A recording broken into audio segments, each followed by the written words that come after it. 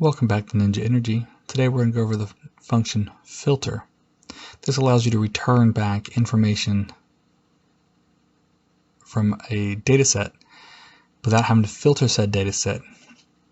This is very useful for creating custom dashboards that are interactive for managers and supervisors to be able to isolate and target their agents to be able to be the most effective possible. There's also many other uses, but that's what we're going to go through today. So the function's written filter, what range or array you're wanting to look through and return, what the condition is, and how to handle if there's nothing found.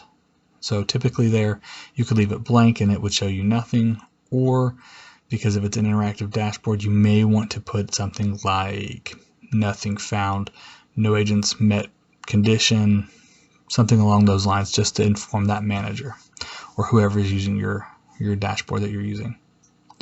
So I'm going to put everything on my data tab just so you can see it and how it looks compared to the data. So first and foremost, we've added in the overall score a tier and a group.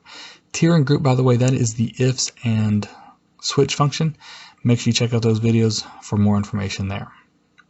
So in this case, I want to write my filter function, and currently I'm defining I want to look at tier 3, but we want to essentially know the list of agents who are in a given tier, in this case, like I said, tier 3, and if nothing is found, put nothing found. So very simple formula, and it will list out everyone that is in tier 3. Now I can change that to be tier 1 and it then switch over to list out those agents, or even tier 2.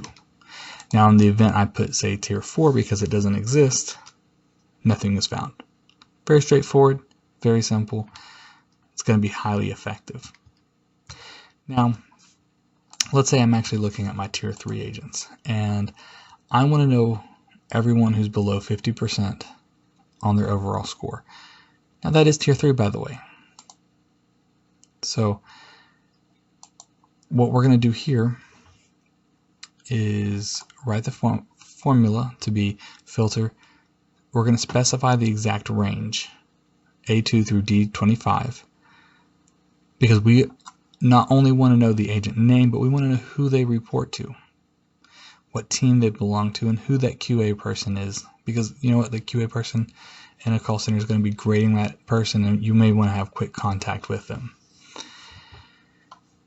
Of course, everything's optional based on how your operations are running, but we're going to specify that specific range and then specify the score range and what the condition is.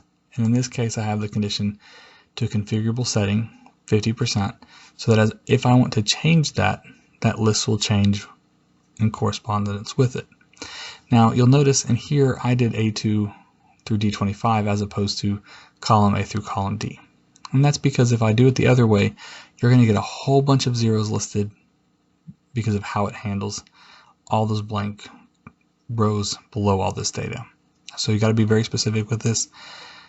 You can make a more dynamic using offset and match to locate the last available row in said range, and you could build that out if you wanted to, but we're not going to cover that. So if I go ahead and hit enter, it is going to list out everyone that's below 50%. If I change this to 25%, I'm essentially looking at the worst of the worst. And the reason this is important is you have the strongest improvement in overall to a department by impacting your lowest performers first. And whether that is getting rid of them or improving them, the low-hanging fruit is who you go after.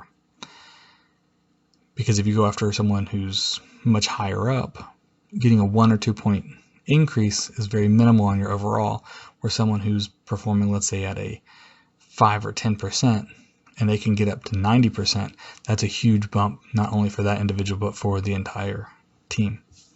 So what you're going to want to do is go after that low-hanging fruit. And this is a good way to start building an interactive dashboard without using pivot tables, but give you the interactive dashboard for that manager or that team and allows them to, go in and isolate and get those improvements made.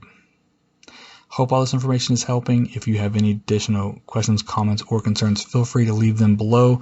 Reach out and let us know what else you would like to be built content-wise. Make sure you like and subscribe to the page so you get the latest content. But as always, have a wonderful day.